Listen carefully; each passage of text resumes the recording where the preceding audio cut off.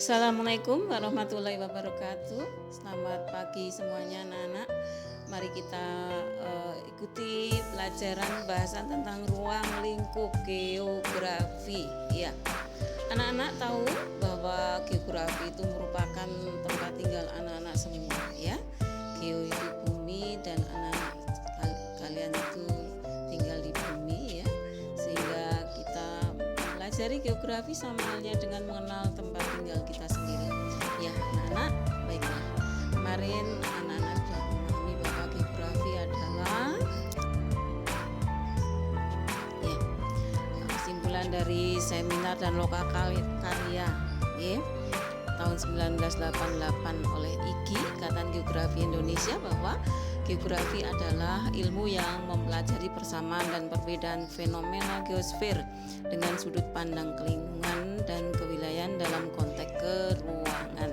Ya, anak-anak tahu bahwa titik berat dari pengetahuan geografi itu adalah fenomena geosfer ya, anak-anak. Apa itu geosfer? Mari kita lanjut. Ya, inilah anak-anak bahasan tentang ruang lingkup geografi. Ya, tadi pengertian geografi menurut IGI bahwa geografi adalah ilmu pengetahuan yang mempelajari persamaan dan perbedaan fenomena geosfer dalam sudut pandang lingkungan, kewilayahan dan dalam konteks keruangan. Apa itu geosfer ya? Anak-anak tahu bahwa geosfer ada 5, okay? Geosfer ada 5 anak-anak ya. 1 adalah litosfer, 2 hidrosfer, 3 atmosfer, 4 biosfer, 5 antroposfer ya. Anak-anak tahu bahwa kelima lapisan geosfer itu ya, dalam kenyataan di permukaan bumi selalu berinteraksi atau saling pengaruh mempengaruhi, dan bahkan kelima lapisan geosfer itu menjadi satu kesatuan ya.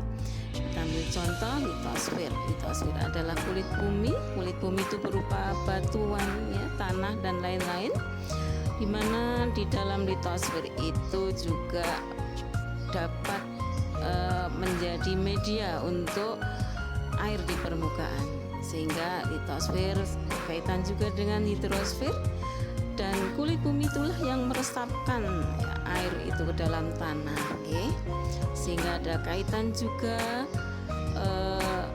peresapan itu ini disebabkan oleh air hujan ya, air hujan yang meresap dalam tanah ya, dan air hujan itu terjadi di udara ya, sehingga litosfer, hidrosfer, atmosfer itu akan berinteraksi ya. Kemudian di dalam kesatuan antara litosfer, hidrosfer dan atmosfer itulah maka akan hidup ya makhluk ya, antara lain makhluk tumbuhan, hewan, biosfer dan manusia ya. Sehingga manusia itu tentu sangat berinteraksi dengan lingkungan ya, baik itu lingkungan tanah, air, udara maupun hewan dan tumbuh-tumbuhan ya. Litosfer itu sendiri adalah bagian dari lapisan bumi yang merupakan tanah batuan itu, dan dipelajari oleh ilmu namanya ilmu geologi. Geologi adalah bagian dari ilmu litosfer yang mempelajari tentang batuan. Sedangkan geomorfologi adalah bagian dari litosfer yang berkaitan dengan bentuk permukaan bumi atau relief. Anak tahu bahwa bentuk permukaan bumi di kenyataan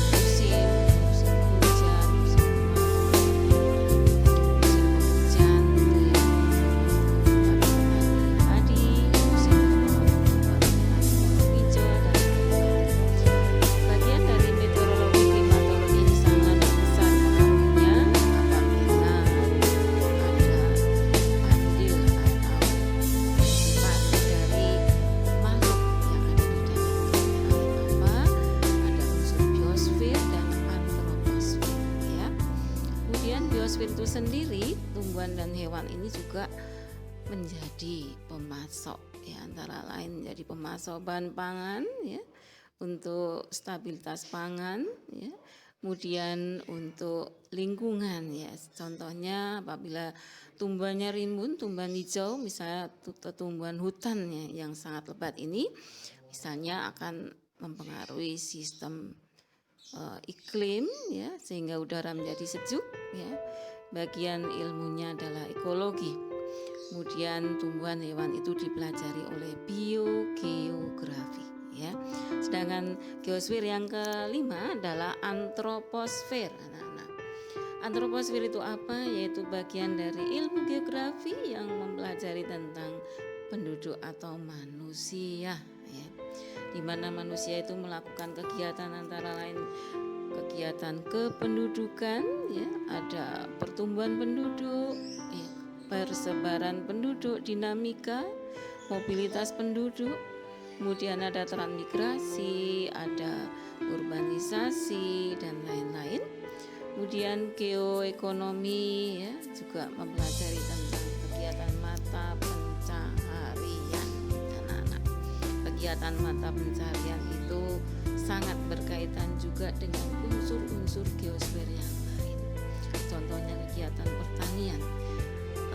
Betapa kuatnya sumber daya manusia pertanian ini apabila tidak didukung dengan unsur-unsur geosfer yang lain, tentu tidak akan menjadi berfungsi, ya. Sehingga mari kita tata lingkungan kita dari pengaruh yang bisa merusak, ya. Kita tata, kita cegah, ya, dengan cara antara lain kita selalu memperhatikan, peduli terhadap lingkungan, baik lingkungan alam maupun lingkungan manusia. Karena campur tangan manusia itulah yang menjadi pemeran utama dalam melestarikan semua unsur-unsur geosfer di alam semesta ini. Anak tahu bahwa tanah itu akan menjadi subur karena apa? Itu juga atas andil dari manusia, ya. Jikalau manusia itu mampu untuk memberikan pupuk, pengairan dan sebagainya, kemudian air itu bisa terjaga kemurniannya, kebersihan, juga atas campur tangan manusia. Sehingga betapa besar peran manusia itu dalam melestarikan unsur geosfer tersebut, ya. Oleh karena itu mari kita lihat bahwa dalam rangka untuk menjaga, ya, mempelajari agar litosfer, hidrosfer, atmosfer, biosfer dan alam ini bisa dilestarikan dalam ekosistem ini, maka perlu ada kajian wilayah, pendekatan wilayah. Itu ada region, ya, georegional, ya, pendekatan wilayah. Kemudian ada